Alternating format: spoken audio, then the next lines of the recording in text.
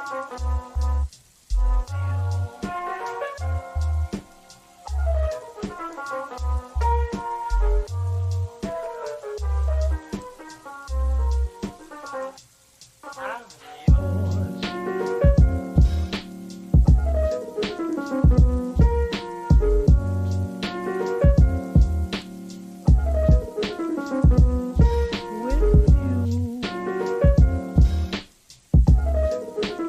you.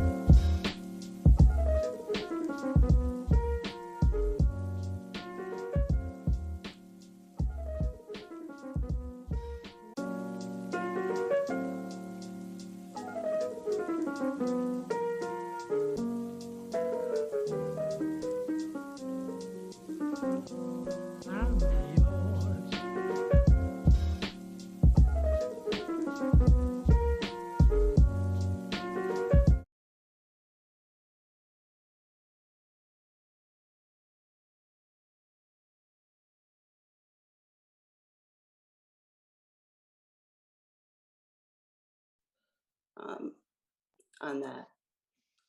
We also have Molly here from HC. As we know, they have done our survey. Okay, good. We also want to move forward with what we had talked about in the past about the tenant relations, tenant association, how we wanted meetings to start meetings that didn't involve us, meeting that involved others. that know the community, that know the people. And we really need to get the ball running on that. And I really would love Claire to speak on that. I know that she has sent around some information to everyone on their time and availability. So we can definitely get this started like now.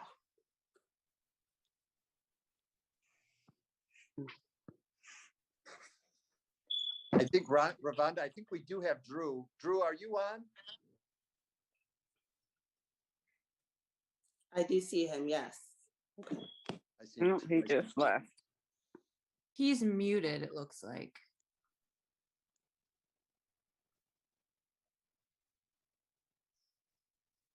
Are you there, Drew? If so, you would just need to unmute yourself.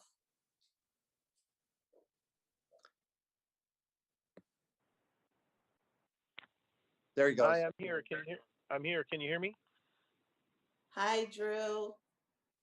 Hello. I made it. I'm sorry to be tardy. I was just trying to get in. I was having difficulty. I know no one else on this call probably has problems getting into conference calls. It's only me. That's okay. I know a couple things you can do to fix that. Number one, I'd have to talk to my IT department at the bank and say, let me put Zoom on my work phone. That's the main problem. Anyway, I'm here. Thank you for inviting me. Yes, thank you for being here.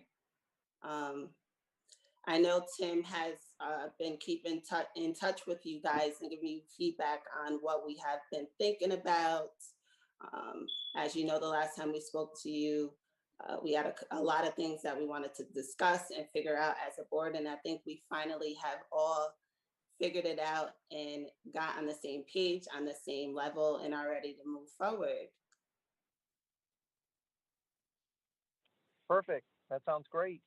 Well, what kind of questions can I answer for the board to, if any, today? So what we have been speaking about is if, I know in the past we decided at first we wanted to do the 3.5 million, and that was for the elevator and all that other good stuff, and then we knocked it down. Now we really want to see what we can do with M&T being involved in our whole project and our dream and what we want to do, what we see in the future. Okay, sure. So I've had some conversations with Tim, and so we're working with Liz Peters. Liz couldn't be here tonight, but I'm going to kind of fill you in on what's going on with her. So we've had some conversations with Darren Scott and about the project and just the HFA, the New York State Housing Finance agencies, and they're clearly supporting the vision that the board has for the project and to rehabilitate or either build new, whatever the board decides it wants to do. I understand that you guys are putting out an RFQ for a development partner. So that all sounds fantastic. And the main thing that M&T Bank and MTRCC are interested in is ensuring that if we, when we do extend this short-term interim financing to the housing authority, that there is ultimately a takeout of that with a permanent loan, either provided by M&T Bank or the Housing Finance Agency directly. Obviously, M&T Bank would love to be the permanent lender for the project, and we're willing to be the permanent lender for the project if Hudson picks us through the whatever process, if it's an RFP process or whatever you need to do. But we're definitely interested in being either the 223F or the 221D4 permanent lender for the new project, whether it's a short-term or a long-term basis. Now, the interim financing that Liz has proposed is a loan that's going to have a term, I think, of what was it, Tim? 18 to 24 months. I don't have the term letter in front of me, but I think that was the proposed term, or it was either 18 months with an extension clause to it. That's correct. That's correct. Yep. Okay. So all of that still is still in flux with with Liz, she's, getting her side of the team up to speed, but I think we're very close, or she's very close to being ready to reissue that. I think there will be maybe some minor tweaks to that, maybe for the amount of funds that the Housing Authority actually wants to borrow. I don't know. We haven't really gotten too detailed into those discussions, but we plan to have one more conversation with a woman at the Housing Finance Agency, either sometime this week or early part of next week. Her name is Julie Barron, and she is a vice president and works on the technical services side at the Housing Finance Agency, which is what Darren Scott told us. And I have got to put together an email this week, and basically what I'm sending them is a snapshot of what we want to do for the Housing Authority and how we want to be the permanent lender, and send that off and kind of get their blessing to be able to do that. And I plan to send that off probably tomorrow or the next day at the latest. And that really is kind of where we stand, but we're, still stand ready to work with you guys to help you in any way that we can. And, we're still very interested in helping the board and Tim, move things along. So that's kind of the news that's fit to print right now. That's everything. Did I leave anything out, Tim? No, I think that was an accurate summary of where we're at. But I don't think it's out of the question that we may be in a position at our next board meeting, which is April 14th, I believe, to potentially execute the bridge loan term agreement. Okay, that would be fantastic. I'll let Liz know first thing tomorrow that is the target date for the board to execute the bridge loan term letter. And I think we'll have something in front of you well before then to review. I would not expect. I mean, the thing that we really want to know is, the exact dollar amount of funds that you guys really need right now. So, I think Tim and I, we had some conversations about this on the phone, that there were some things that you guys might do and some things you might not want to do. So we don't want to commit the Housing Authority to more than they're comfortable with. And we just want to right size that number to wherever it needs to be. And so it doesn't matter how small or how, necessarily how much larger it is, but I think it is something smaller than the number that we had in there before. So we just need to know that, and if there were any other kind of issues in the term letter that your attorney or the board had issues with, I think it would be good to just resend in an email to me or to Liz, and just CC me, Tim, so that we can, move quickly through those things and get those things tamped down and satisfactory to the board and to the bank side of the house as well. Yeah, so that is correct, Drew. So I think we're going to reassess the amount that we need to borrow based on the fact that we are probably going to commit to a project within the 18 to 24 month term period. I think we'll probably, certainly be able to do that. So we don't need to make as many financial commitments and investments to the building. With that being said, because this is going to be a fairly quick turnaround once we get everything moving forward. We start getting the financing in place and we get the RFP or RFQ out. It'll turn around fairly quickly because of the work that we're doing up front now. So we'll probably revisit that number. I know Mike Bruno has looked at the term agreement and he's made a couple recommendations of a few items that he would like to see added to the term agreement. I don't know all of them, but I believe we'd like to see what the the monthly interest rate for the term would be on the term agreement. Okay. Mike, do you remember what the other items were that we were looking for on the Off the top of my head right now, I don't recall, Tim. I know interest rate was one of the main factors. I know we had Right. talked about, what would happen, or having some information in there as what would happen if we weren't for some reason able to get the follow-up loan, but now that is going to be somewhat different. Obviously we have to address that, but I think we'll need to, get the term sheet that we have in front of the board and go through it, make sure there's any other board concerns as well. Yeah, so just email me those things whenever everybody's happy with whatever it needs to be, or email it directly to Liz and CC me, and we'll get through that as quickly as we possibly can, and we'll do what we can where we can to get that turned around to you guys as quickly as we possibly can. So, and hopefully well in advance of the 14th meeting, so that things can be consummated, and then after that was just the mechanics of wiring funds and such. So this is exciting, and it sounds good. So just very, very good news. Yeah, Drew, just briefly, I pulled it up. So we were looking for there's just a few bullet items. We were looking for the bank counsel fees to be listed on the term agreement, the bank origination fee, the bank processing fee, the appraisal fee, and any other lender-related loan fees. We'd want those stipulated on the term agreement, so we just can see what those amounts are. Of course, those are. That won't be a problem. That won't Yeah. be a problem to add all that. That's no problem at all. Gotcha. Okay, great.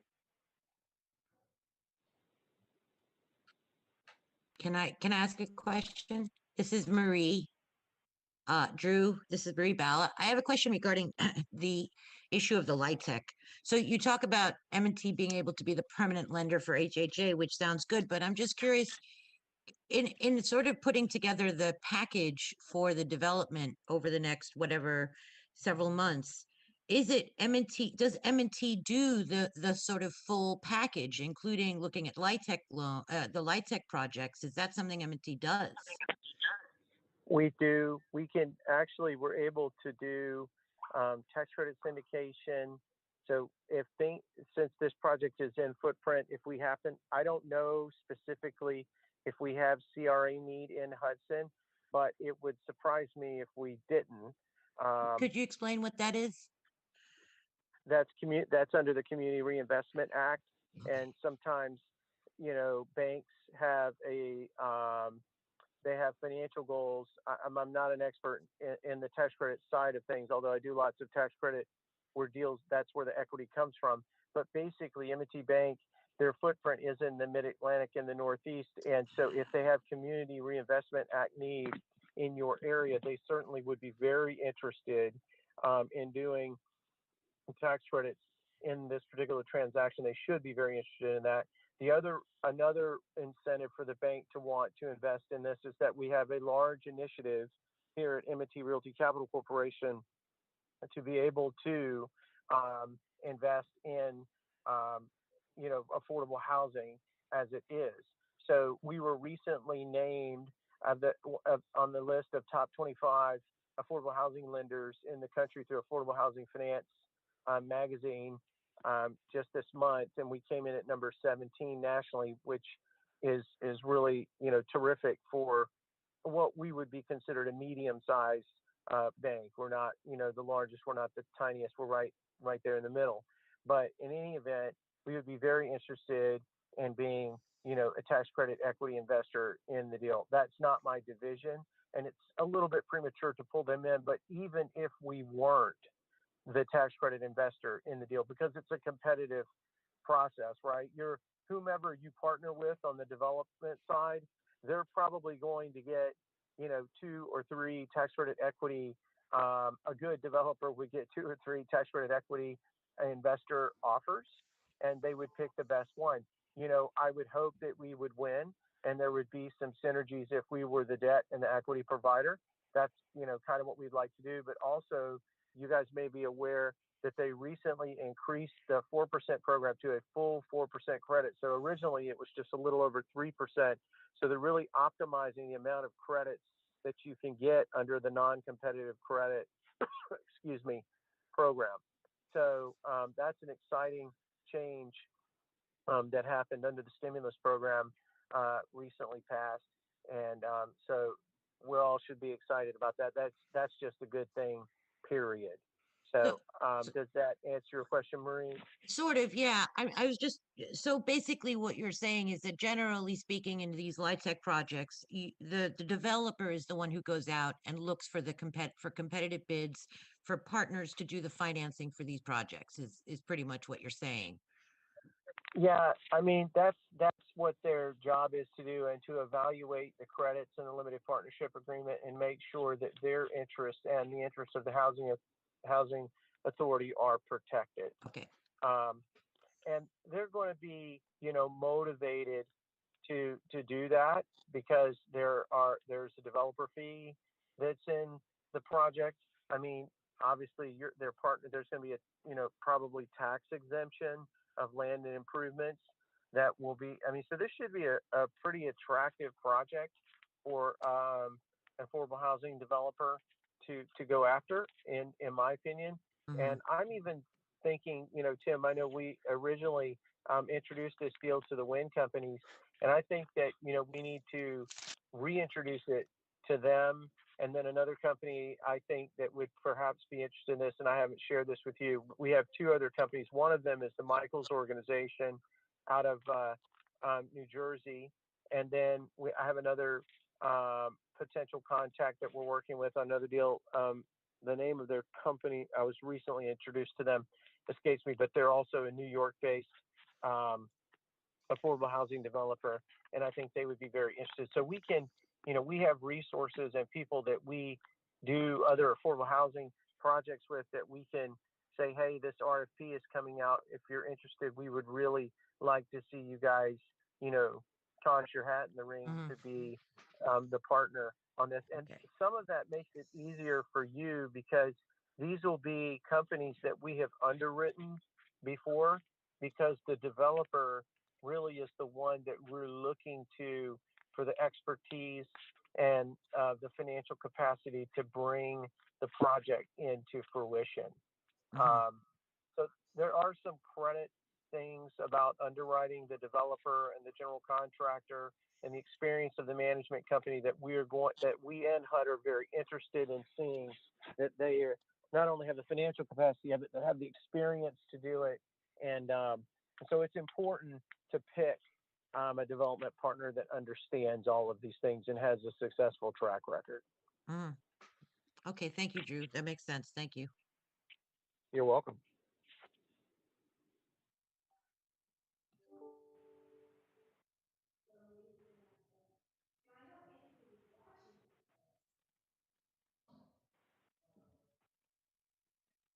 Thank you so much for that, Drew. Thank you so much for that. That was beautiful. I really appreciate you guys wanting to work with us. It's an amazing thing. It really is. Can I, Well, Rhonda, excuse me, can I just ask Drew if he could extrapolate on his conversation that he and Liz had with Darren Scott for the board? Okay. So, yes, Liz set up a call with Darren this week, and we talked with him, and he kind of gave us the backdrop of the project and how it originally started. And there had been some kind of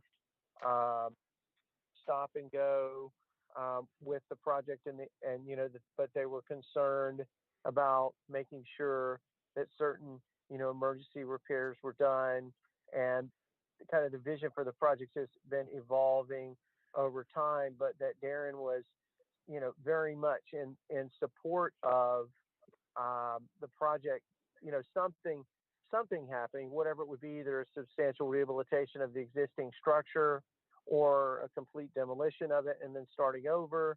His personal thing that he thought the residents might want would be, a brand new structure with maybe a small grocery store underneath or a YMCA and residential, over the top.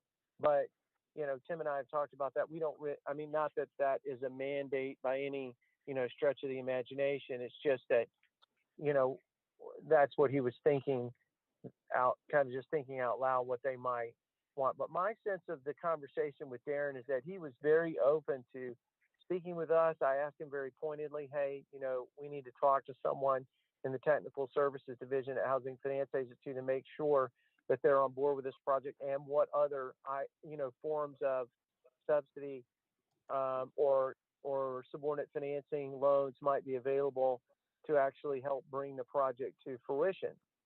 And so he was very, agree. He said, "Sure, I'll set you up with this meeting with this person by the name of Julie Barron," and so that's our next step. And I, plan to have that meeting as soon as possible. I do owe Darren, a thumbnail sketch of what we think the vision is for the project, and that would just be in very general terms. It's not too specific, but just kind of the role and the history that M&T, how we have stepped in and stepped up and have been trying to facilitate this, and that we're willing to provide the short-term financing to help the housing authority get to its end goal, which is a new project. And who knows what that new project might be. Maybe it's even more units than you currently have. Maybe it's a larger project. It could be. Maybe it's a mixed use project. Maybe it has, affordable units, market rate units, and maybe a commercial component, like that grocery store or something like that. Who knows what it might actually eventually look like? That's for a market analyst and for the housing authority and the developer to kind of come up with what their, vision is for the site. But he was very supportive of everything that we were talking with him about. And I did not sense any defensiveness from him on the phone whatsoever. It was a very cordial conversation, I guess, is the way I would describe it. Great. Thank you, Drew. Yes, thank you for that. Thank you for that update. Does anyone else have any questions for Drew? I mean, he pretty much answered all of mine. Thank you so much, Drew. Thank you for being able to be here. I know you will hear back from us sooner than you think. If All I right. could ask a Terrific. quick question. Hello, Ravonda, this is Sarah Sterling. Hi, Sarah. If I can ask a quick question. Drew, I was on work about 11 years ago. We had this kind of a project of potential money come in. And then we got about halfway through and suddenly the money was gone. The city sold off some of the land. What is the guarantee here that this money will be here for this? I'd hate to start this and have the money dry up again. Yeah, so I think it's important to describe the program, and I would say that chance is very, very slim in this case, because if you think about the financing you're pursuing, it's an insured loan through the U.S. Department of Housing and Urban Development. So it's FHA mortgage insurance.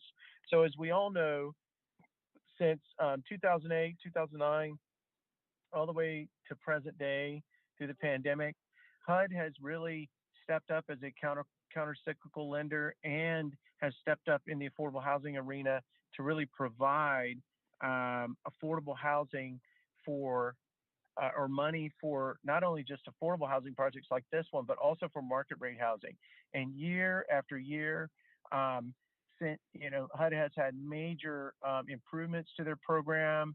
The rental assistance demonstration program, which you guys have already participated in through the conversion from Section 9 to Section 8. So I think, obviously I don't have a crystal ball, and all I can tell you is about the history of the program. But for this program no longer to exist, it would have to basically no longer receive funding from the federal government. And I think that would be like HUD saying, well, we're no longer going to fund our Section 8 contracts. And it just doesn't sit well with me to think that that would ever happen. So I would think that the risk of that happening would be extremely remote.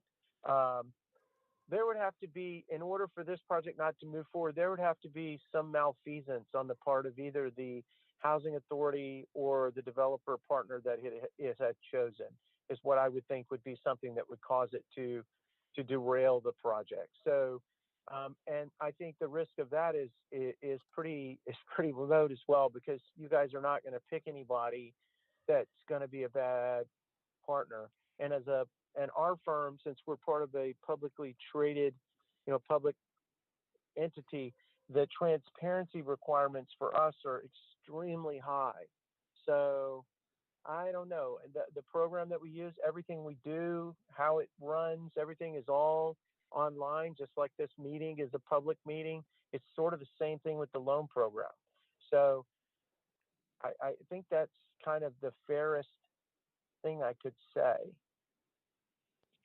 Great. Thanks a lot. That's helpful. You're welcome. Good question, Sarah. Does anyone else have a question for Drew?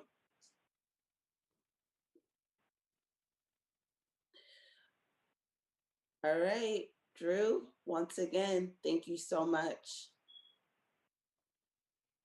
You're quite welcome. Y'all have a good evening, and I'm sure we'll be chatting soon. Take care. Yes, Thanks, Drew. you do the same. You're welcome. Bye. Bye-bye. Okay, so next we have Molly Stinchfield here. She will be speaking on behalf of HCHC. Thank you. So thanks for having me on, guys. I think that I've been asked to talk about what we are hoping to work on with you guys going forward. And so basically, as you know, we're already in the middle of this contract with you for the survey for the tenants. We're planning on doing that on the 10th. We have our whole staff, every local staff member is going to be coming to that and helping out with that. So we should get some good coverage pretty quickly through that.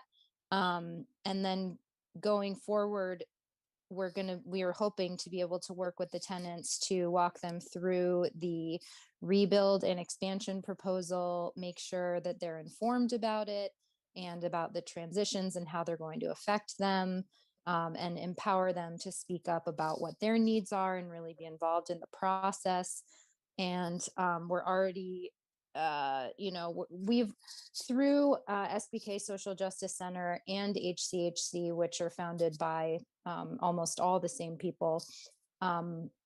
We've already been doing work both in Catskill and in Hoppanoose and over here in the past tenants unions that have been founded at different points and active at different points. So we just hired a Catskill organizer and a Hudson organizer specifically to work with the tenants on knowing what their rights are, knowing what a tenants union is, how to engage people and get them empowered to speak up for themselves within the tenants union.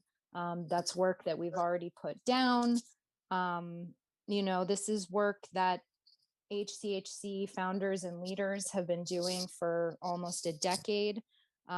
Most of them, actually all of our founders, grew up in public housing on both sides of the river, or have currently live in public housing or low-income housing in Hudson or Catskill. So, they're already very embedded in the community, grew up with them, know almost everybody. So, that seems like a great fit for us.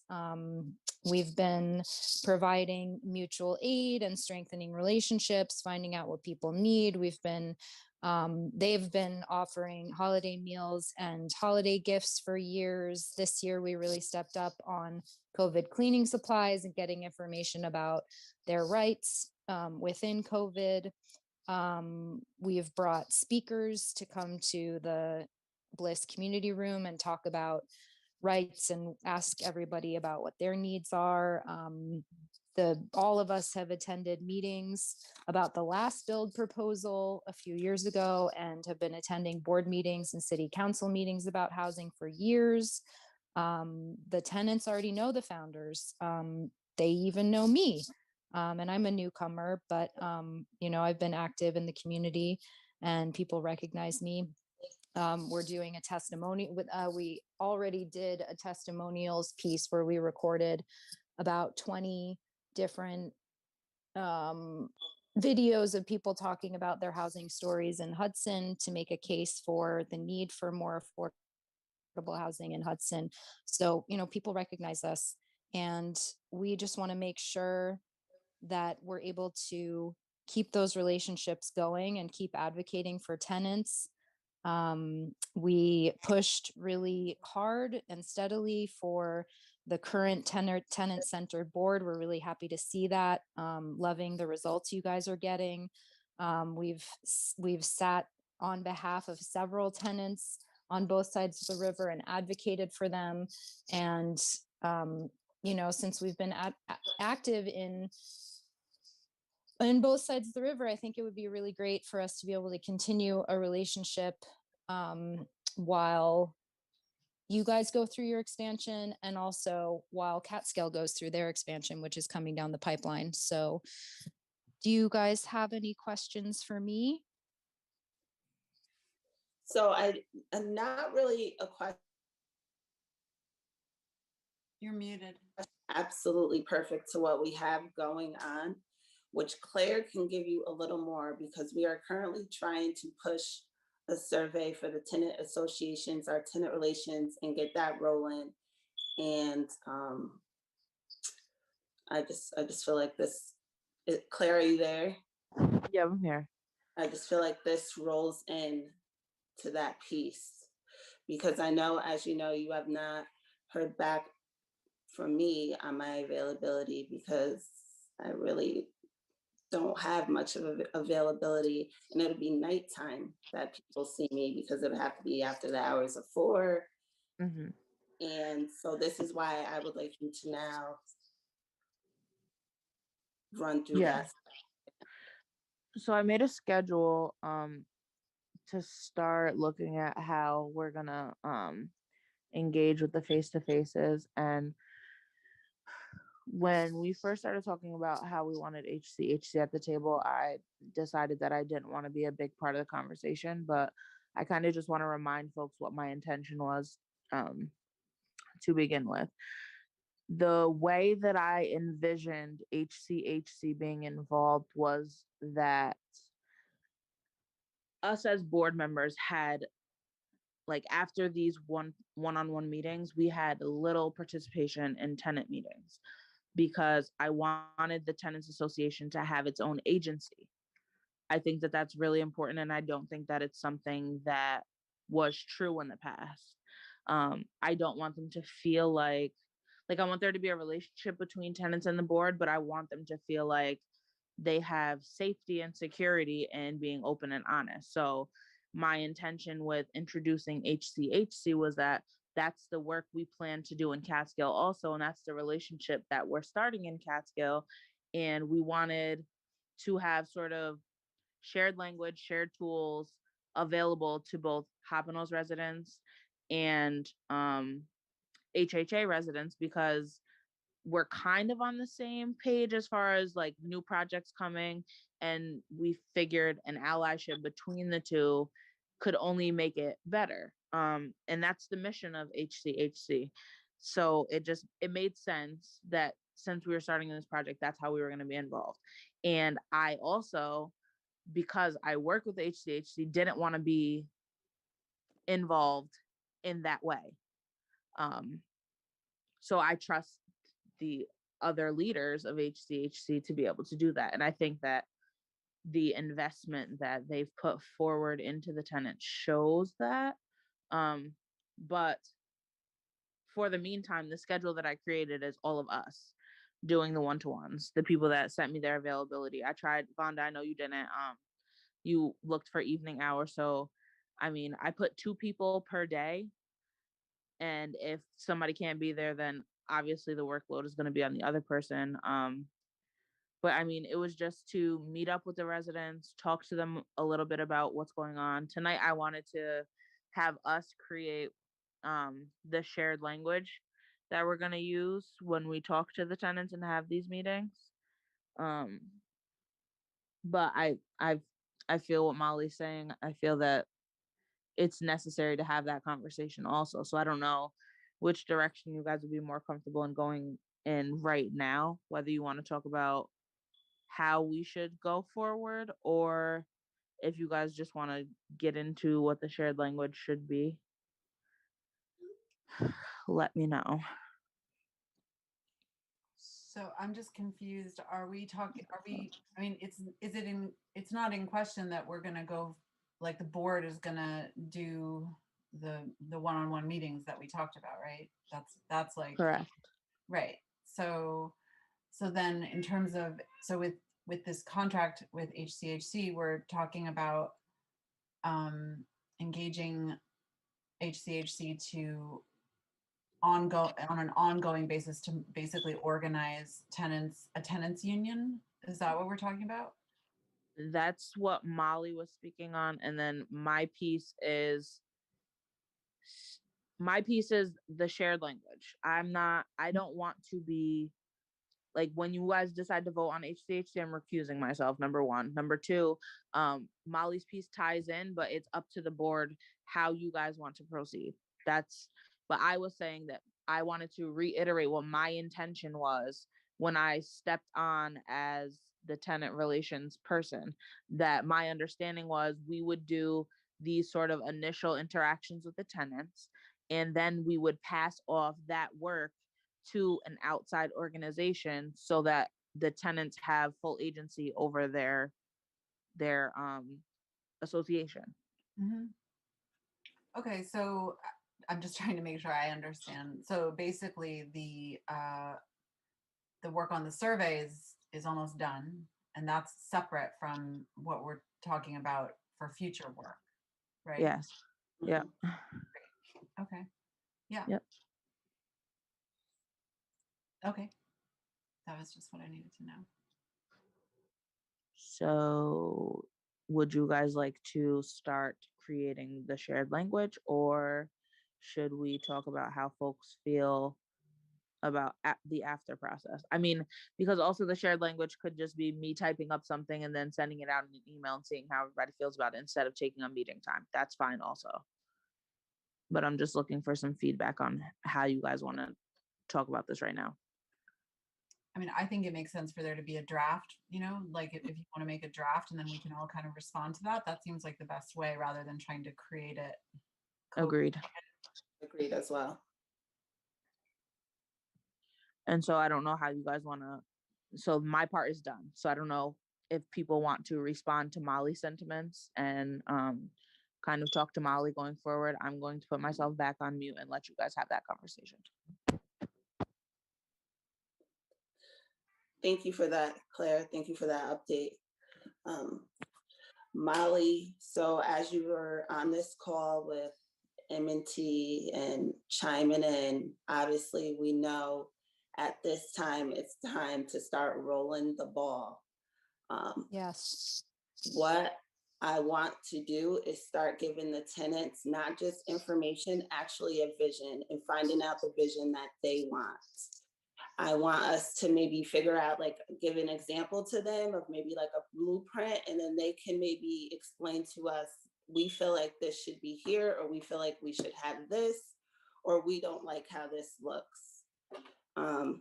I would like us to really start getting that together. And as you know, everything I'm doing is I'm just taking it with the wind, and anybody that can give me any advice, any feedback, anybody that is willing to help us, Molly, HCHC, anybody that is willing to now make our dream come true.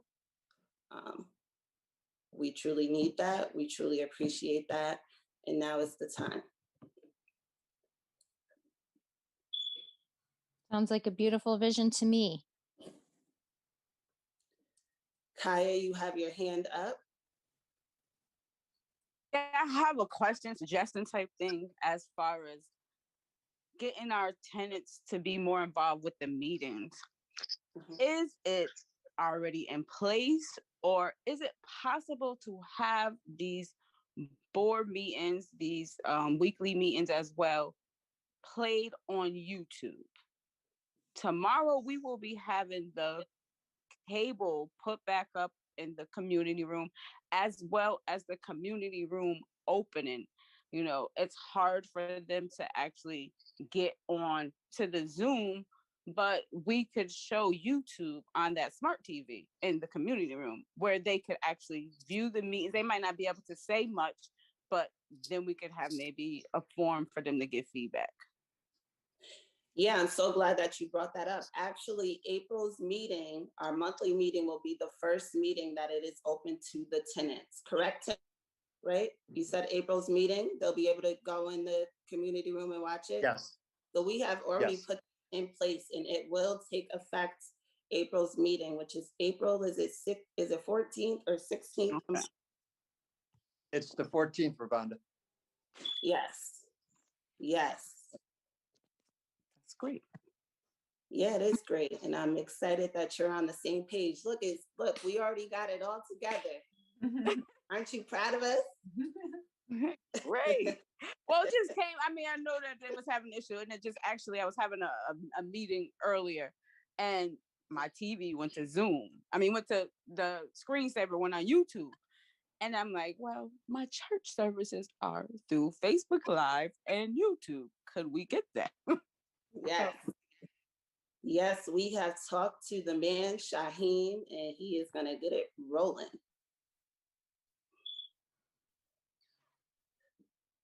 All right. Does anybody have any further questions for Molly? Any questions about the survey kicking off, which is also being done at the same time as the cleaning supplies drive?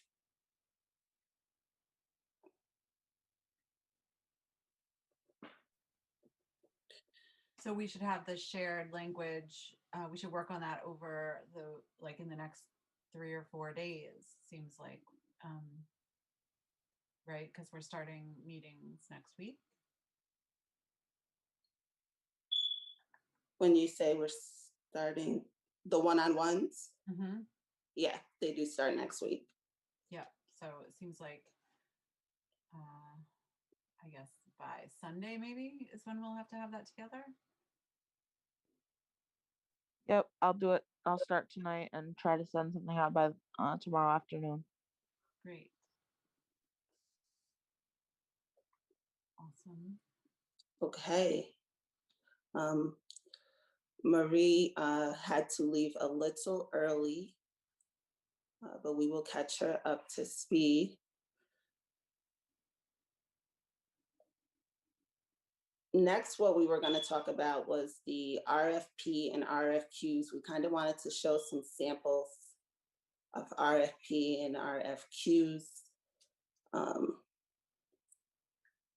I know Tim had sent out a while ago, everybody some samples of past ones and some samples that they had did in Montgomery. And I believe there was one more. So we actually wanted to discuss that. The beautiful thing was, while we were wanting to discuss that, was we really wanted to figure out on a special meeting with M&T about that process. So Drew kind of, mentioned it in there, like, that they are willing to take a look at our draft and let us know if we need to add anything, take anything out, make sure it's beautiful. I'm not really sure if Shaheem has a sample of the RFP, RFQ to put on the screen. I can put it up on the screen. Which one would you like? I really, so this is the thing. I like the Hudson housing one because it was like all about, it was us, but the Montgomery one looked really nice. So let's throw up the housing authority one. Let's throw up ours. Which it actually is not as bad as I thought it would be. I thought I would be dealing with like a 50-page document, but really it's like 6 to 7 pages, and the 7th page is really like a couple sentences. So it's like not as bad as you would think it would be. Cool. I know, Rebecca, because you and I are like the same when it comes to that.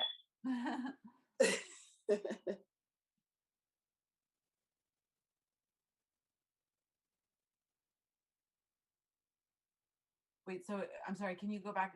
When was this from? Is it, so this is one that was issued to, is this the one that was issued a couple years ago? Okay. I believe so, right, Tim? This was the past one? Yes, that's correct.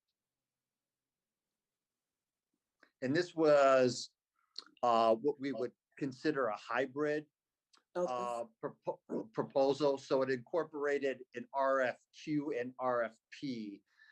So we were asking for qualifications as well as proposals to a project that we had outlined in the solicitation, because we knew that we wanted a project on State Street on the vacant piece of property across the street, and we knew we wanted rehabilitation of Bliss Towers. So we had defined the project. So we were asking the developers for specific proposals on those two defined projects.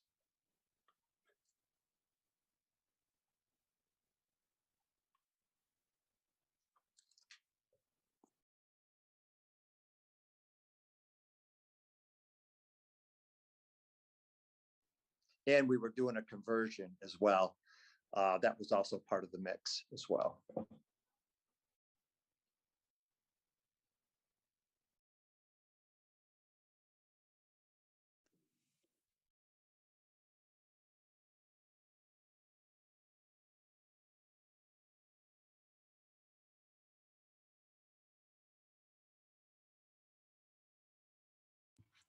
Do we want to read through this, or do you want me to kind of go faster through it?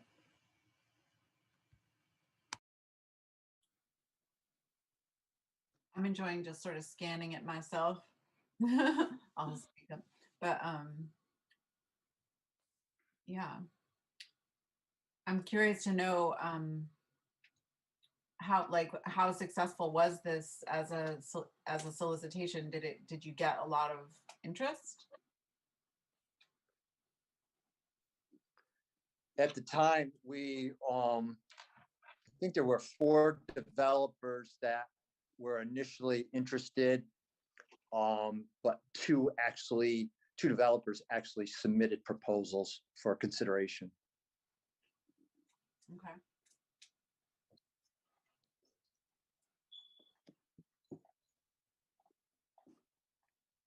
And is that sort of normal, or what is, I mean, or maybe there's no normal for this kind of process, but do you know, Tim, like, or you know, how does that compare to other processes that you've been through? It's hard to say, it was a publicly issued solicitation. It was advertised in the regional papers, the local papers. It was put on our website. It was put on the state public housing directors association site. So we tried to canvass it as broadly as possible. But it depends, Rebecca. It depends on the developer's interest. They look at a lot of factors when they respond to these. They do their homework. They look at the area. They also look at their capacity and what other projects they're involved with. So I think there's a lot of factors that determine what developers become interested in, what ones don't. Yep.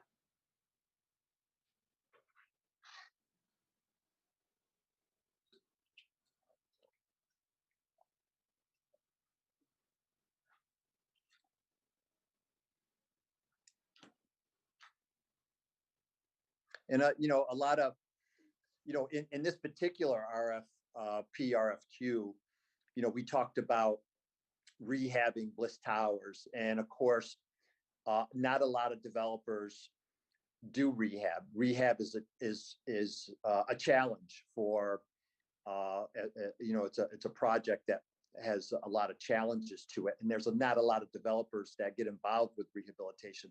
A lot of developers like to do new construction because it's more cost effective, it's easier, it's cleaner, and it can be done much quicker. Rehab is costly. You typically have tenant relocation plans that you have to develop, and all the different type of remediations that have to be involved with asbestos and hazards. And rehab is extremely complicated project. And so a lot of developers don't throw their hat in the ring for that reason. Mhm.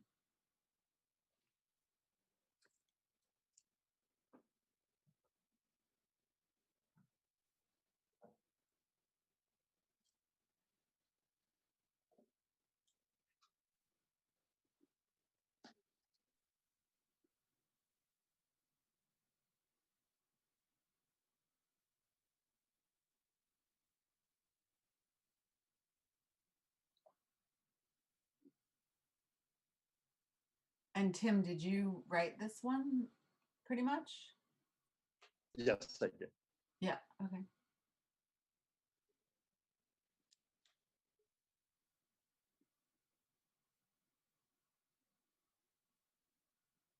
And so would you say that our new one in a way it's a lot more clearly, like there's less variables because, or to some extent, because we've already gone through the RAD conversion and like we already know some other elements of financing, maybe? Does that make it simpler? Because it seems as though there's a lot in play in this one that maybe would, I mean, obviously we need to go through it really clear, like slowly, but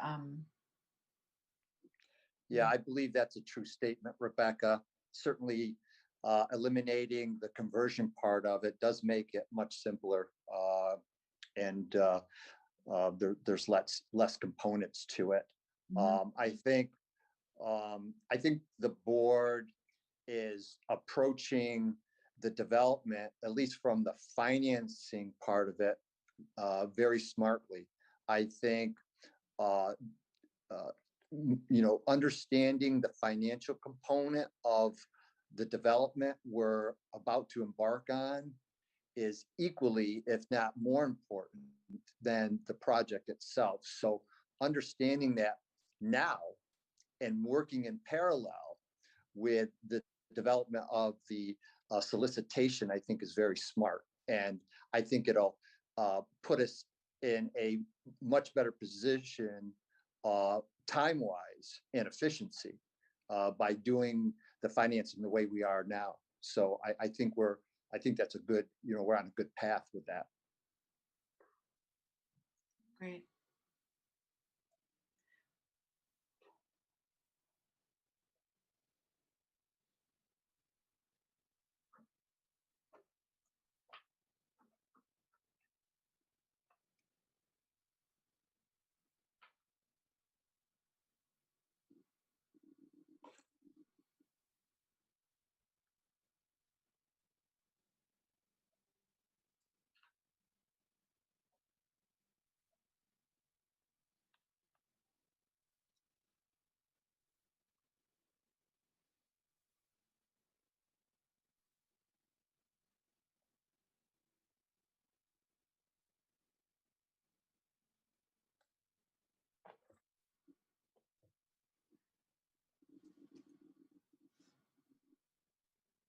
I also wonder, I know I love to bring up my friend Peter Brody, but in developing our RFP, RFQ, I feel like it could be, at the very least, it could be useful to have him, like once we've developed the document, it could be really useful to just hire him I'm gonna just say straight up, to like go over it and like just, you know, give us any feedback basically.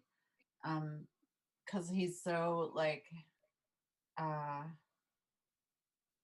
so knowledgeable in the whole finance, you know, structure. And I mean, yeah, I just think, I guess I'll just say, I feel like he would be a really, if we need that, if we need somebody, you know, with expertise like externally to just kind of like help us nail it, that could be a good thing.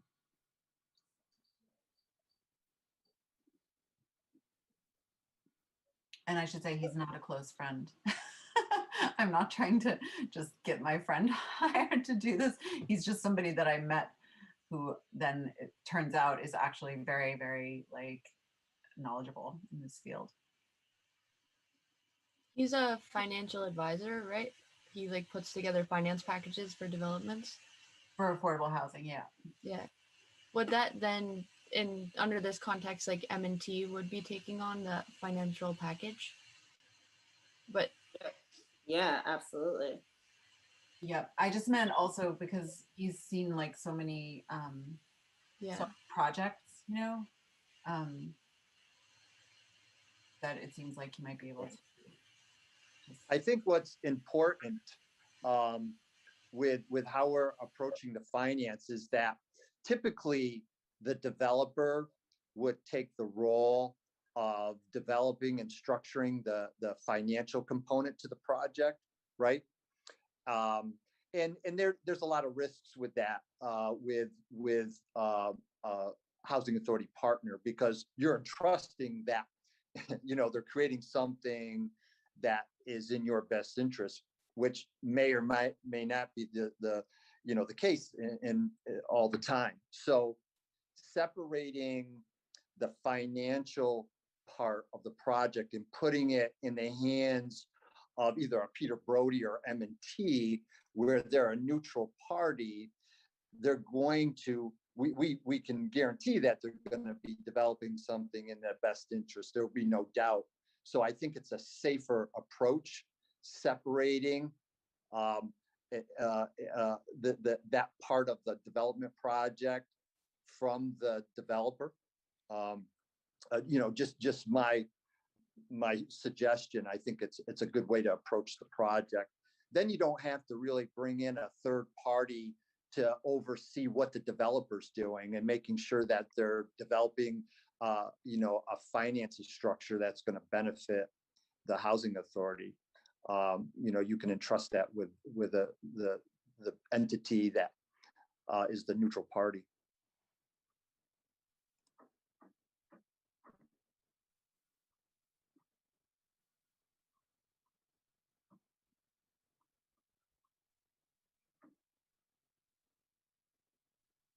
we're now kind of at the when you're submitting the actual RFP or RFQ. I'm gonna just kind of scan through this part a little faster just because it's all technical submission stuff. But let me know, anyone, if you'd like me to slow down.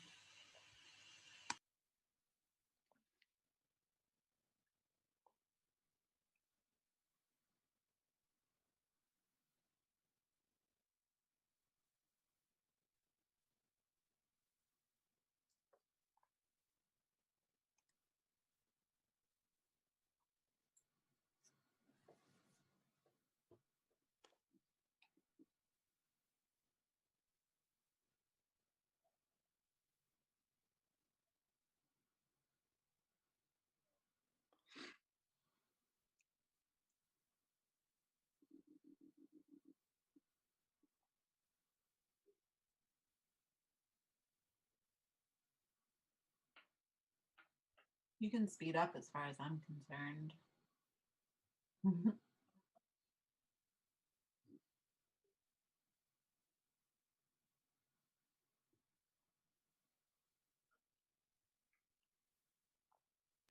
And so it looks like a lot of this stuff is pretty typical, especially for like the submissions. Typically, do you like asking for references and all of that? That's really typical from a request like this. are there like specific references that, like, these are the specific references that it's like we definitely should have in our request? Yeah, I think you want to get references from housing authorities that they've done LIHTC projects with, or some type of affordable housing finance projects with. They're going to be your best reference. I just wonder, like, in the context of having the financing be worked out by M&T or a Peter Brody, or, I mean, it seems it's M&T, and maybe a collaboration. I'm sorry, I was only suggesting that Peter Brody could like look Yeah, over yeah. our RFP, RFQ. I wasn't saying, oh, hey, let's bring Peter Brody in to do our No, it's all, I'm asking, would the developer then have a lot of the weight of like LIHTC, I guess, off of them, if that makes sense, within the project? Yeah, absolutely, Rebecca. I think it takes a large burden off the developer, and it certainly puts us in a position to be able to leverage a greater percentage of the equity in the developer fee as well, because they won't be responsible for that part of the project. And if, in fact, we intend to segment the financial component away from the developer, we should clearly state that in the RFP or RFQ that that's what we intend to do, so they know that right up front. It seems like, just as you say, it makes it a way more attractive project, I guess, because a lot of those details are worked out. Absolutely, absolutely. Yep. Because financing is the major component to the project, right? It has to work financially, right, for it to happen. So if that heavy lifting is already done, absolutely, it makes it much more attractive. So within the context of this RFP, I think I saw it was a 40% developer fee. So what, like, would kind of be the context within, I guess, a request where, we have the financing worked out? I think the equity percentage is based on what you bring to the table and what you can leverage from the project, right? So the more you can bring to the table as a partner, the more developer fee and equity interest you can leverage. At the time during this, when this our solicitation was issued, there wasn't a lot of interest. We didn't have a lot of capacity or a lot of leverage to bring to the table for developers. And keep in mind, this whole process has changed significantly, and it has put housing authorities in a much greater position to dictate the terms of these agreements than they did 2-3 years ago.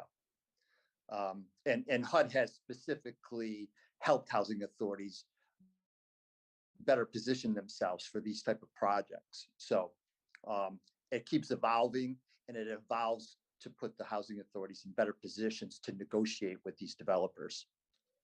So it's not uncommon to see a 50-50 split. Is that also because essentially like HUD then is relieved of financial responsibility?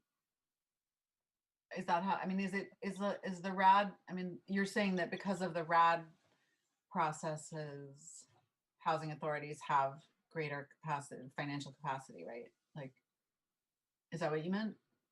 Or? Yeah, I think, I think as these conversions and these redevelopment projects evolved, in the way the regulations are written, it put housing authorities in better positioned to negotiate, the terms of these agreements. Just the way the statutes and the regulations are written and have evolved. The original you know, conversion and financing is completely different than what it is today. I think there's probably 12 different revisions to the original notice that was published by HUD. So it's an evolving document. And as the document evolves and the regulations and the policies and the statutes evolve, it puts housing authorities in better positions every time there's a revision. So this RFP specifically was mixed income, right? I mean, we see it here. Mixed use and mixed income. Yeah. And so it seems like just from this part, it's like the nature of the mixed income of the development was left up to the developer. Am I reading it right? To detail the mixed income structure. Yes, we left it up to the developer to propose a matrix for the development, but I believe at the discretion and approval of the housing authority. Yeah. It's probably written in there somewhere. I mean, I don't think they had full autonomy to decide. It was based on what the housing authority would agree on. Yeah, of course.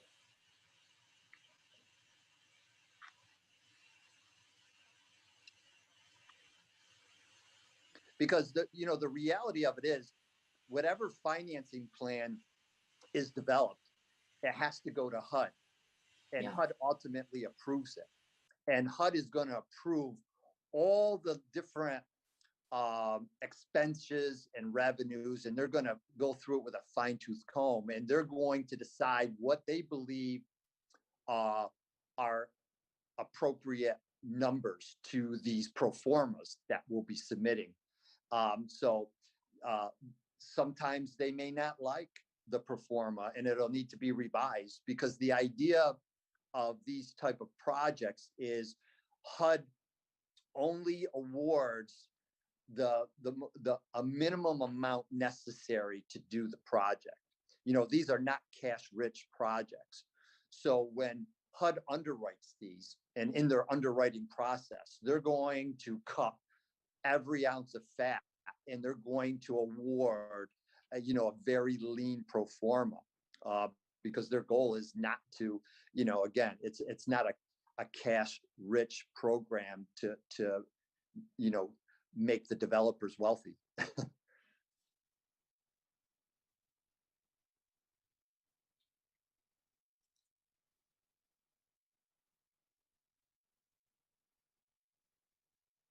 Are there any like specific things that you've seen? I guess I don't know a better way to say it other than just kind of like thrown away from a project, like thrown out of a project when it got to HUD? What aspects of a financing plan? Yeah, I guess, or like of a project. Or we're specifically talking about like the financing plan, not the actual development. Yeah, typically, HUD is more concerned with the financing part of it. That makes sense. So they leave the development part of it up to the local jurisdiction through the planning and site plan review process, and the environmental review. So HUD doesn't really get too much involved in that. HUD gets involved in the financial part of it, because it has to be financially sustainable for 20 years, right? So that's what they're looking at. So they're looking at, they're looking at like yearly costs. Yeah, they're looking at yearly costs. They're looking at land acquisition fees, land trust fees. They're looking at any kind of fees related to the project. They look at developer fees. They look at everything, honestly.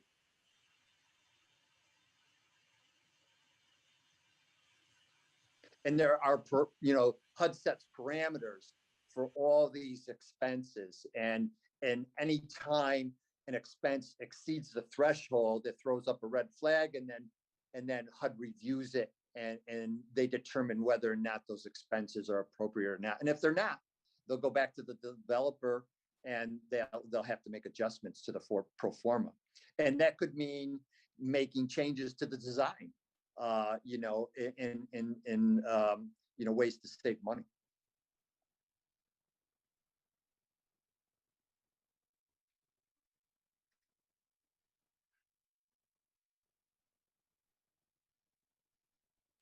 We're almost done.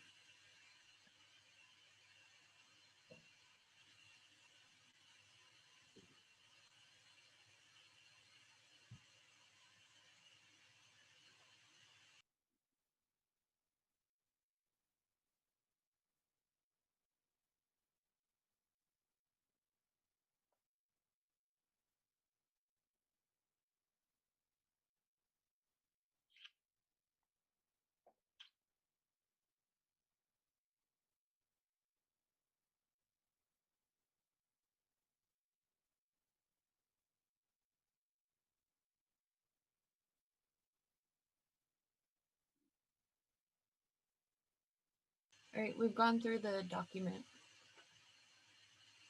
Is there anything anyone wants to go back to? So Tim,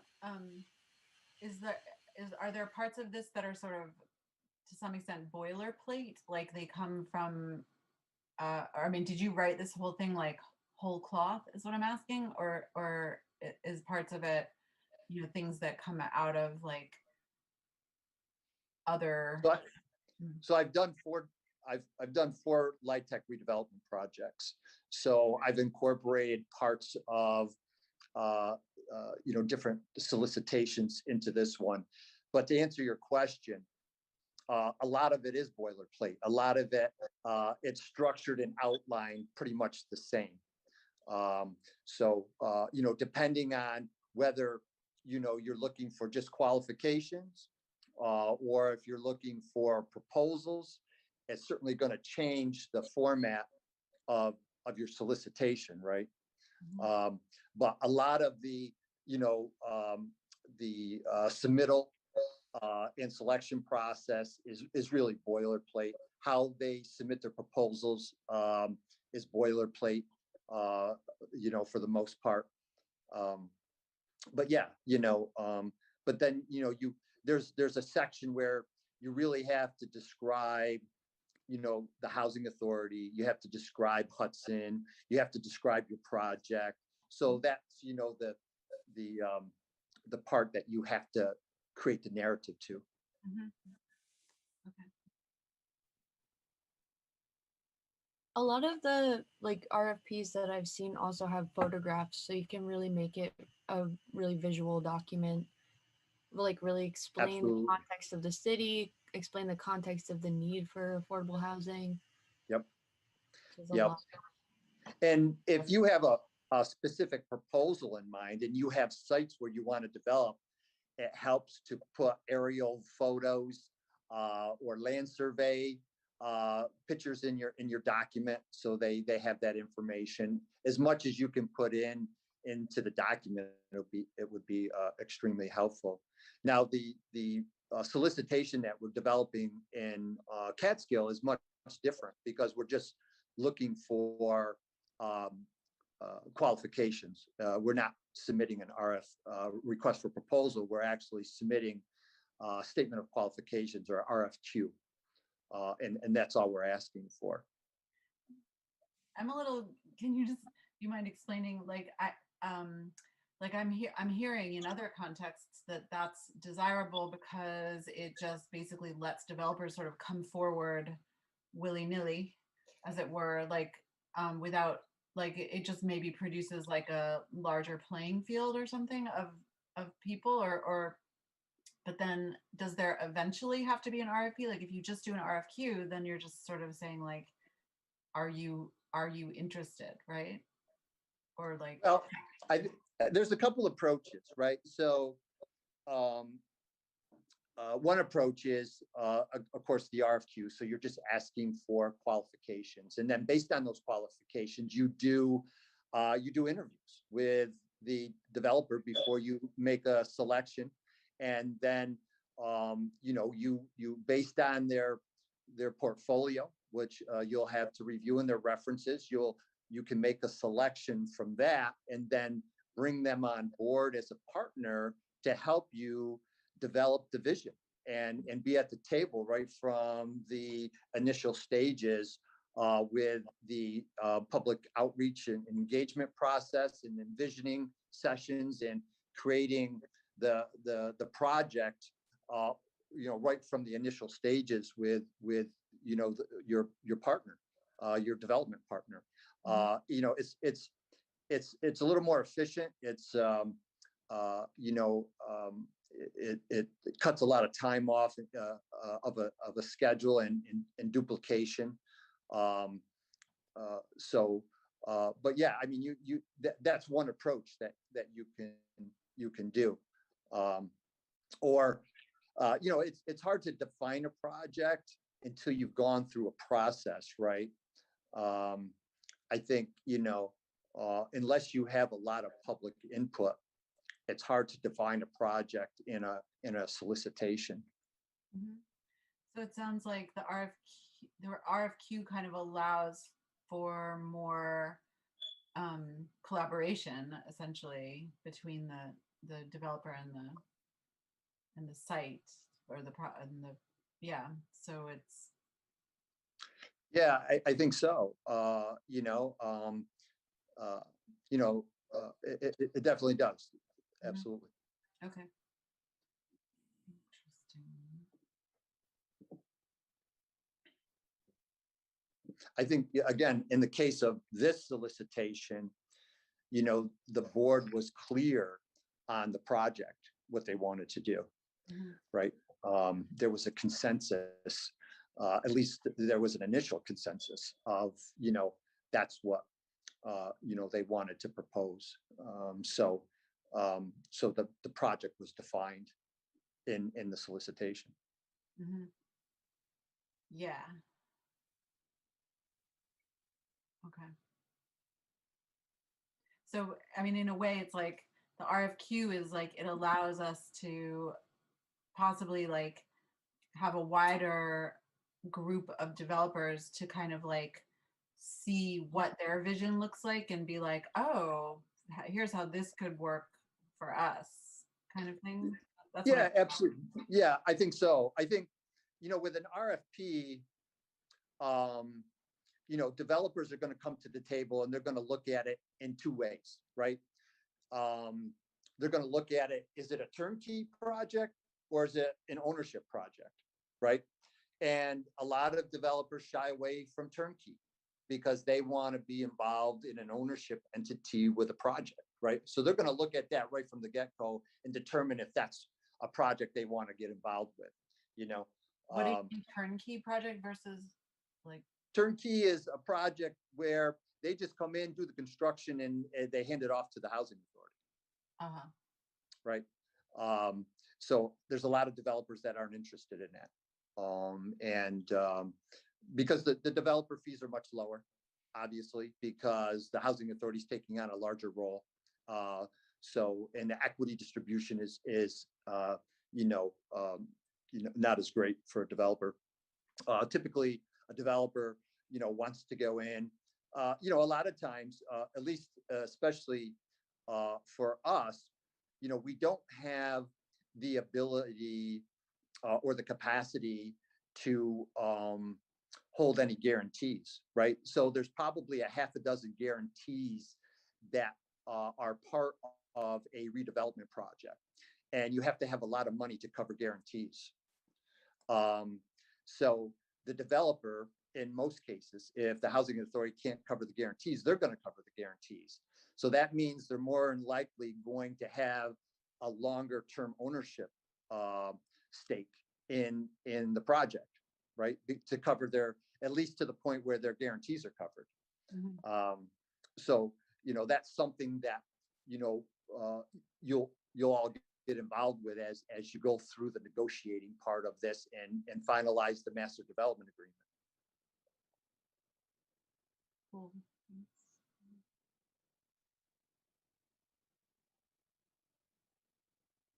Are we looking at the same one now? Yeah. Yeah, do we want to put another one up? Yeah.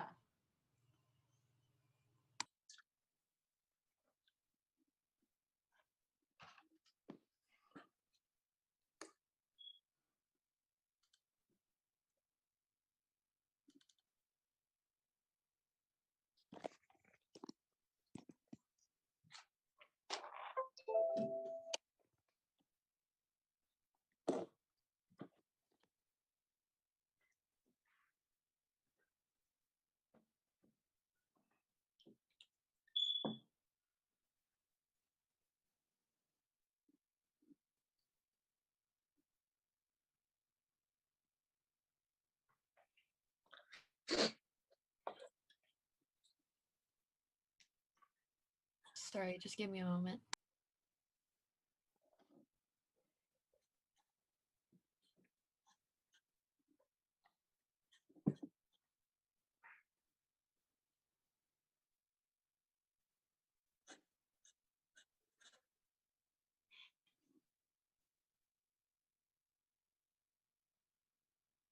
Just my computer's about to die. Hold on.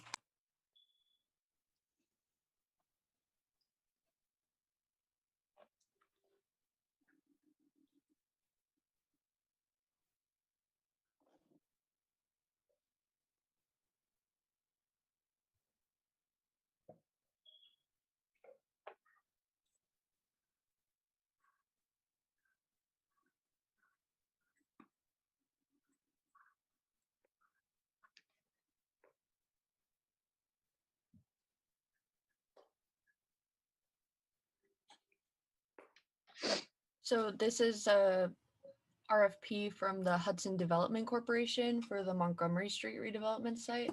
This is 2017.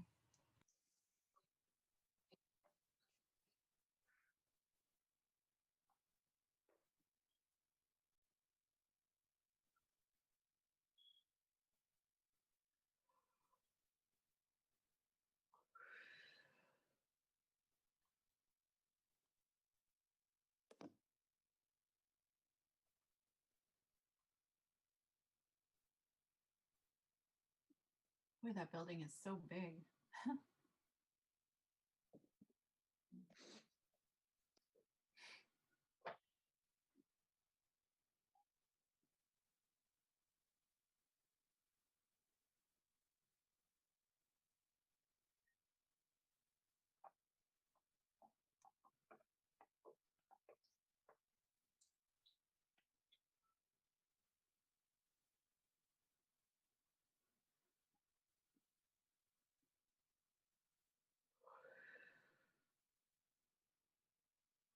They added a little bit about the destination city on the Amtrak line. Mm-hmm.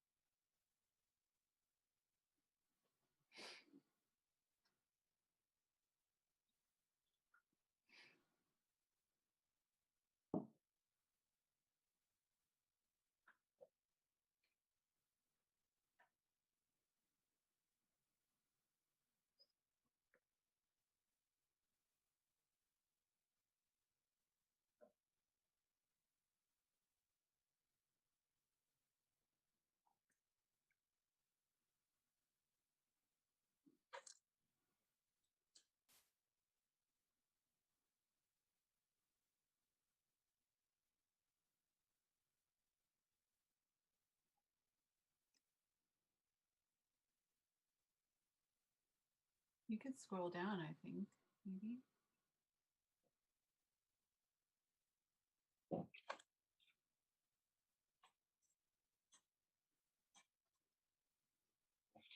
So Rebecca, I think it'll be important to mention in the, as you write this solicitation, to identify that the Housing Authority was awarded a portion of the DRI grant, right? Yeah, I think that was also included in the last one that you wrote, right? Because that would have been around the same time. Yeah, I think it was, if I, Yeah. I think I you're saw right. that. Yeah. Yeah. Because that's huge, Yeah. even being a DRI community.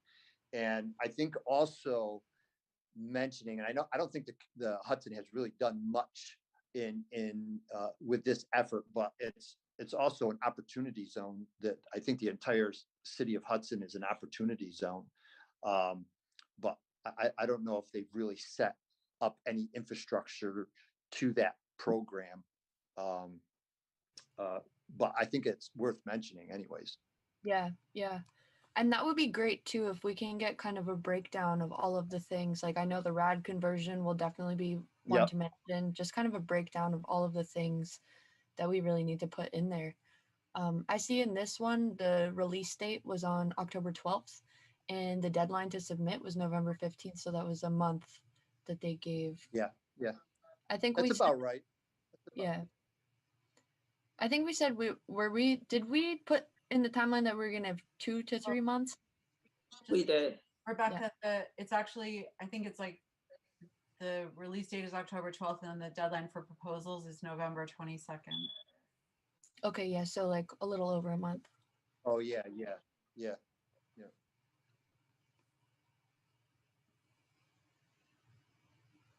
And so, yeah, giving kind of a site description. I mean, what we would do is give a summary of the structure, a summary of the materials, probably also a summary of like the state of the building, right? So the state of Bliss Towers, the state of Columbia Apartments, low rises. Give a big breakdown, probably include a lot of photographs to show, just to give any prospective developer a really good understanding of, what the space is. So there's no question marks. Giving the dimensions, the acreage. The other thing is, in the past, I know that there was talk that the HHA and the HCDPA had kind of discussed the use of the land that they had in the past. And I saw that in their minutes that there was some discussion of it. Tim, do you remember anything specifically about that? Because they own the plot of land that's up from Front Street upstate and it borders the Housing Authority property. Yeah, so there was some conversation to that.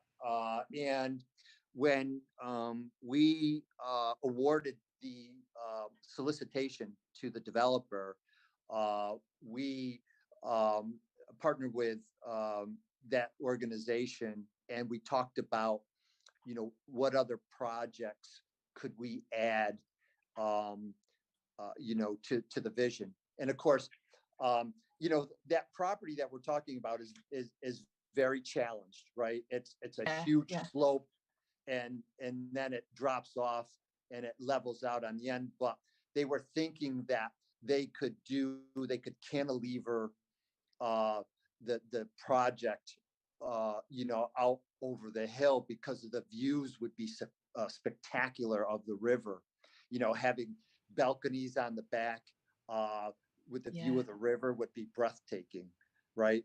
And they also talked about closing off and creating a cul-de-sac right there by the housing authority, and just putting in a driveway down, halfway down and closing off the street. That was an option too, to develop more developable land for that area. So that's something to consider as well. But they were talking about, again, putting storefronts on the first floor and then cantilevering over, the hill, some nice apartments. Yeah, here they also give, a study of the soil and geology. So kind of a basic breakdown of, the land that's under us. Which, yeah, I guess one of the big things, right, is that we have clay soil. We're pretty thick clay. And then also zoning. So I think, is it possible, there's definitely changes to zoning that have occurred over the course of the past couple of years since the RFP you wrote, Tim?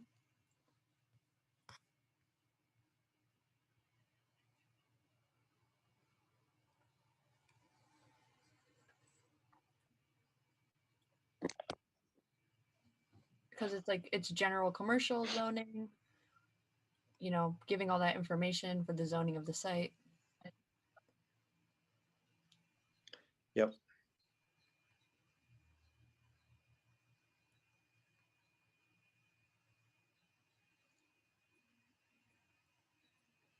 So you kind of give like the zoning setbacks, the ways zoning assists, the floodplain. So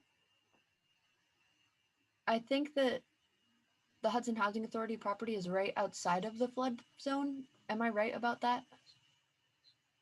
I think there's a portion of it that may be in it. Okay. I'm not sure. I'd have to double check, but I know it's close. Okay, yeah. So we give information on that. Also, I heard at another meeting that there, you know, the superintendent of public works had said that like the city's water supply could definitely support, you know, more structures, more buildings. Like it was a quote unquote drop in the proverbial bucket, is what I heard. So it would be great to get that, you know, from, I guess, Rob Perry, to have that as part of our request as well, you know, just kind of give all the positives. Yep. Yep. Absolutely. And stormwater is big.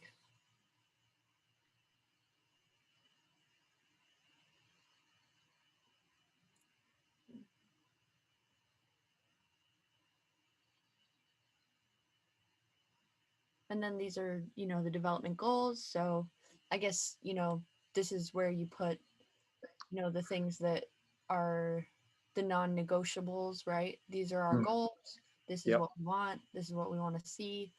And then space for probably, you know, things that are negotiable, things that, you know, are flexible.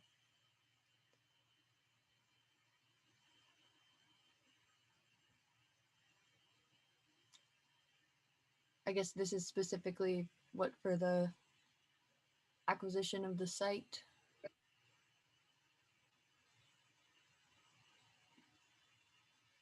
This is just, I guess, the HDC context, but ours is definitely different. And then it seems like the requirements, submissions, that's all pretty uniform. Yep.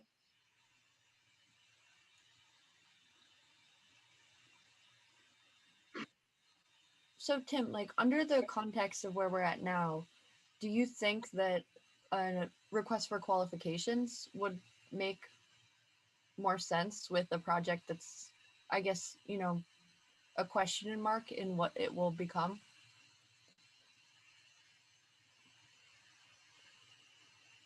Are you asking me, should we do an RFQ versus an RFP? Yeah, I'm kind of just like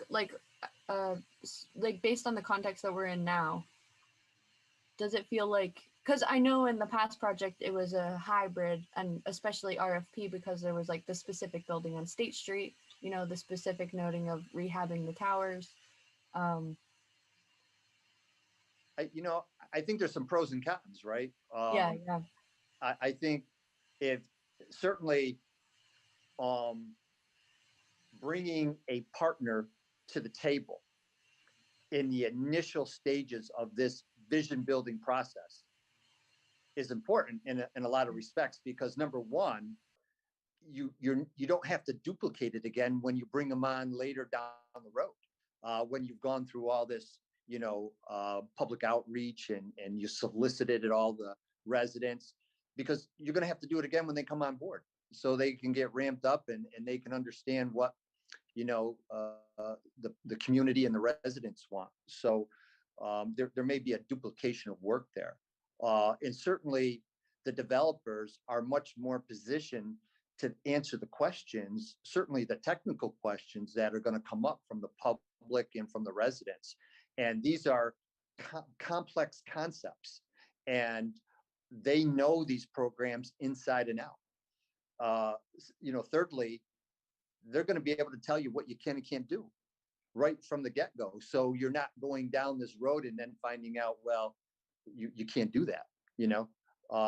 So again, there's a lot of advantages bringing on a developer partner from the initial stages. I think it's efficient, saves you a ton of time, and it really puts out the right information about what it is you're doing from professionals that have years and years of experience and professional capacity to do this, right?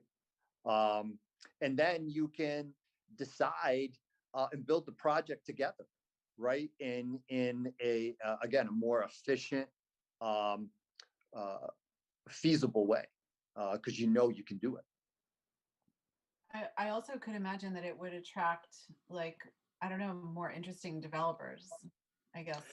Yeah, I think it opens up the door for a lot more developers to come to the table and be willing to go through that vision building process with a community. I think there are a lot of advantages for developers to do a project in Hudson, and it would certainly save you a hell of a lot of time writing a solicitation, right? Because, you know, if you do an RFQ, you're basically just saying, well, we're looking for your qualifications. We'll give you some basic information that we're looking for and that we want, but you know, come to the table with your qualifications, and we'll decide from there whether you know, we're comfortable enough to work with you. And then you bring them on as a partner, you know, and you build the vision together. And you know, they build a comfort level with the housing authority. They build a comfort level with the community because they're there from the initial stages. I mean, so in a lot of ways it makes sense, right? But certainly, you know, doing I'm sorry. What are the cons? But well, I think the cons are, I guess, you know, there isn't really a lot. I think there would be more cons with a request for proposal, because, you know, you're putting something in a document that you don't know if you can do or not, right? And you don't know if you can finance it or not. Yeah.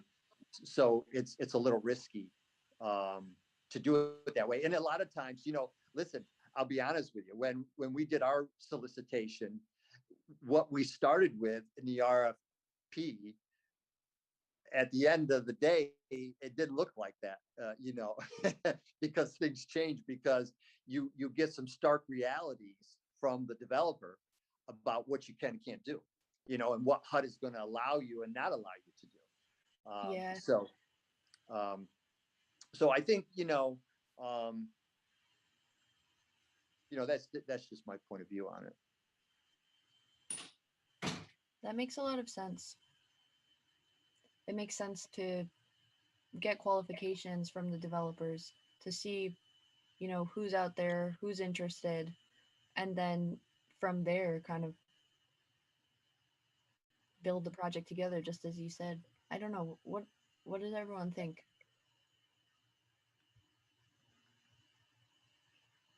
This is a lot of interesting stuff, and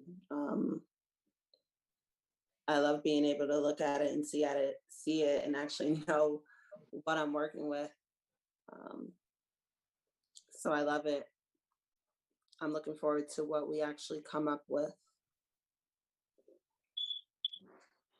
yeah, to me, it feels like the RFP process would make more sense for some totally other situation where there was like we had like a really specific thing, like we want to build a gymnasium on, you know, this section of this property or something like that. That would make sense. But what we're talking about is so much broader and so much more about developing ideas and like and the whole engagement process, and just like really drawing from the community, that to me it makes so much more sense to do an RFQ. And then I guess what I'm curious about that process is, like, in the interview process, do do you, like in order to be able to make a decision from an interview process, do you kind of request, like, do you like put them through their paces a little bit? Basically in terms of developing, and do you ask them to present like some possible ideas kind of thing, or or how does that go? Yeah, I think so. I think in the interview process, there's a lot of things you discuss, and they should be very strategic, right? And you should be asking the same questions to, in all fairness, because it is a solicitation. So you would draft, a set of questions that you ask all the developers, and of course, yeah, I think you want to give them an overarching vision of what you're looking for. And you certainly want to talk about ownership agreements. You want to talk about equity distribution. You want to talk about developer fees. You want to talk about management agreements, and how they feel about those things. And if they're in alignment with what the housing authority wants to see in a partnership. Again, I think the housing authority has to think about and talk about, well, do we want to take ownership of these projects once they're built? Do we have the capacity to do it? If not, how long do we want the developers to be a limited partner in the new entity structure that we create, right? Do we want them there for 5 years? Do we want them there for 10 years? And while they're there, do we expect them to give us the training and the staff capacity to know how to do the required IRS monitoring and reporting of the LIHTC credits to the IRS? That's going to be another huge component that has to be talked about and negotiated. So there's a lot of different things that we have to understand how they feel, about the partnership from all those different standpoints. Mm-hmm. And of course, equity distribution and developer fee is going to be a huge thing, right? Because that's what potentially for the housing authority could be, financially prosperous for us.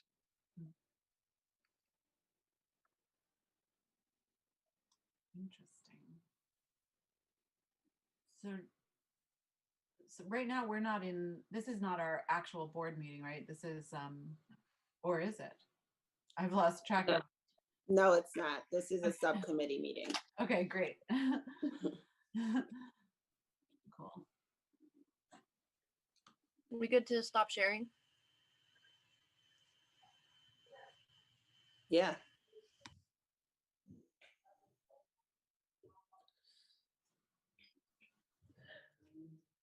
All right, guys. Well, this was an amazing meeting. Mm-hmm. I think we pretty much nailed everything and more that everybody wanted to talk about tonight. If anyone has anything to add, yes, Rebecca Wolf. I just wanted to ask, maybe not even ask a question, but just sort of like about the grant writer question, because I know, for the city, I'm aware of some deadlines coming up. Like the CDBG deadline is coming up April 9th. And I just wondered, is it like we're not applying for anything as far as I am aware of, right, Tim? Not that I'm aware of. Yeah. As I mentioned earlier, we're not allowed to. We would have to partner with the city. Would have to submit the application on our behalf, and we would be the subrecipient. We can't directly apply to that particular grant. So what I would like to know though, because we're having this, the city council is having the city grant writers come. I mean, I'm sorry to take up time with this, but I'll just say it as quickly as I can. Basically, the city has not had a grants commissioner. So there hasn't really been anyone in place kind of saying like, oh, hey, how about we apply for this? But it seems to me that like we should not let that continue in terms of HHA. Like the city should be, looking out for what HHA and the city can partner on grants wise. So is there something that I should say? Like, so the grant writers are coming to the April informal council meeting to basically present on like what the city can apply for. So at that, I mean, is there something that I should be doing essentially to kind of like facilitate a relationship there, or what's the deal? Well, that's a good question, Rebecca, because looking into the future, right? CDBG funding can be used as part of our larger project, and it can be part of the subsidy layering that we're going to be structuring with this project, because obviously all the financing mechanisms don't cover the full cost of the development. So we'll be searching for various funding sources. So we're probably going to use the 4% tax exempt bonds through the LIHTC program. We're probably likely going to use the FHA 220 1D4 program where we can use CDBG.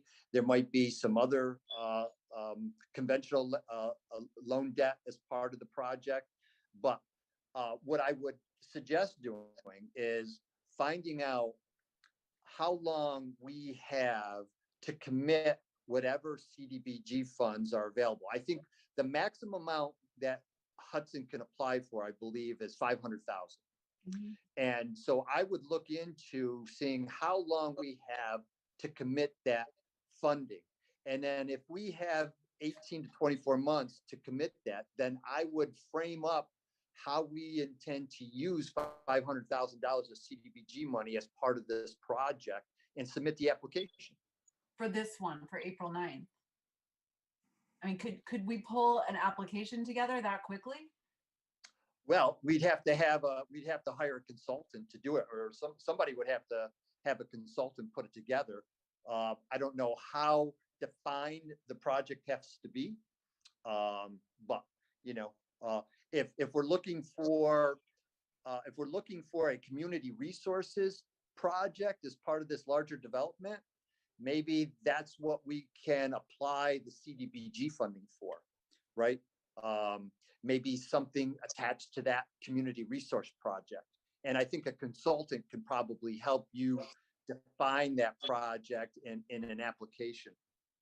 Because I think there's, in the CDBG application, I think there's a list of what's eligible and what you can apply for under certain categories. You know, CDBG, there's, right. Yeah. You know, there's, I mean, it's how, like in the housing one, there's definitely stuff that seems like it should be applicable to HHA's project. yeah, I think so. Well, can you, I mean, I would love to try to pull that together if possible before April 9th. You know, the city has this grant writer.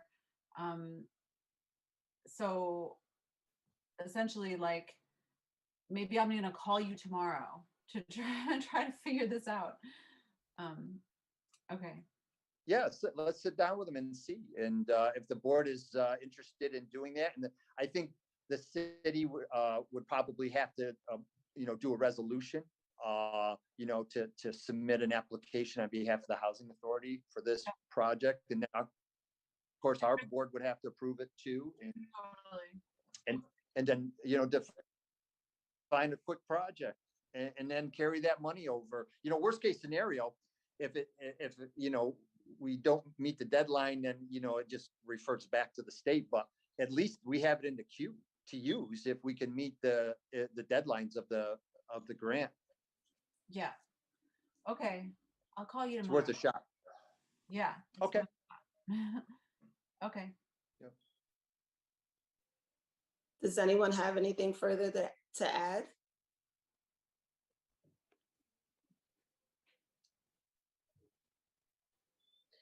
All right, guys. Well, I do just have like a couple quick things on like where we're at this time. Just what we need to do now moving forward. I do see that Mike Bruno is still on. Thank you, Mike, for being here. I truly appreciate that. My pleasure, Ravonda. You have a wonderful evening.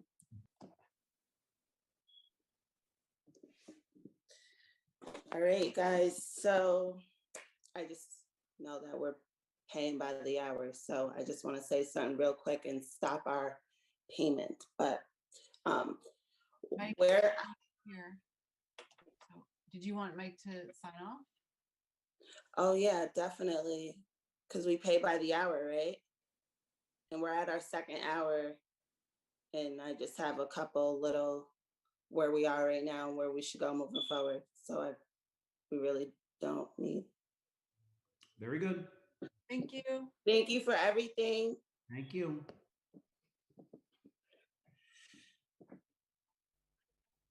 So as we know, we want to,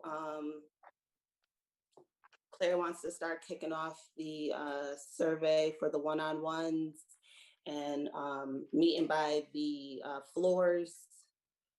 I know she has gotten everybody's input on that. That will be starting next week. What day does that start next week, Claire? Monday, it's me and you first. And Okay. I'm gonna send out, because my availability is only evening also. Okay. And I'm gonna start something, probably not tonight actually, because it's kind of late. But tomorrow morning, I'm gonna start like scripting a little bit and send you guys something for us to start working off of. Okay, that sounds amazing. I'm looking forward to that. Tim, what I wanted to talk to you about what M&T Bank had said was they wanted some numbers and a list of what we actually wanted to fix. Like now, you know what I mean? So I think that we should, you're muted, Tim, sorry. I think that we should figure out, no, that's okay. I do that all the time too. I think now what we seriously need to be doing is figuring out what we do have to fix. Yeah, I agree. Yep. So I know you were speaking with Otis before about the elevator to see if that elevator would possibly hold up for the next couple of years, if maybe we can fix a couple parts instead of replacing the whole entire thing. I'm not sure if they followed back up. I know that we had asked if maybe they can come on a meeting, but I mean, if not, that's fine. I'm sure they're pretty busy, especially with elevators. But I'm just curious on where they stand with that and how they feel about that elevator. So yeah, let's just start breaking down what we're gonna have M&T Bank fix for us, like now, and what our problems are now. I really feel like the. Oops, sorry, go. No, go ahead. I think one of the biggest priorities, and this excludes the low rise, I think we need to get every unit in the high rise redone with this bridge loan and occupied, because as we move forward and we bring in investors and banks and developers, we need to show a level of confidence with them that we have a fully occupied building with maximum revenues, rent revenues coming in. So I think that's a priority that we focus on and stay true to getting at least all the units in Bliss Towers rehabbed and leased up. I think the elevator, with some small minor repairs, I think it'll last us for the next 18 months. I think we should have no problem with that. And just reimbursing us for the money we've already dished out for the other projects, so we can put that money back into our operating reserves. That would be my priorities. Okay, so you're saying all of the offline units. Now, what I was thinking about with the offline units is there's a lot of offline units on the 9th floor due to the roofing, right? Yeah, all of those are going to be fixed. We've most of those we have fixed already. I think there's 2 left, Ravonda, that are offline on the 9th floor, but we've fixed a couple of the other ones. So. And you feel like that there's not many left. That leaking roof situation is safe for them. It won't be leaking while they live there until the replacement housing is up. Like they won't have ceilings I coming in think the on a repairs hard that rainy day. no. So just so you know, the ceilings are concrete. It's the popcorn that falls down. The ceilings are concrete. So so the ceilings are pretty stable. But I believe we have the roof leak problem under control. And I think we fixed that over the fall. So we haven't had any leaks since that time. So I think we're good to go. Okay. And this is just basically like a summary. Obviously, we're going to continue on working with Tim, and obviously Marie couldn't be here, working with Marie to see if she has any suggestions as well of what we would like M&T to do for the tenants right now until we can roll the ball on replacement housing. That's pretty much it for me. If anybody wants to add anything in. All right, guys, this was beautiful. You guys looked amazing tonight. Good Have a night. good night. Good night, everyone. Bye. Good night.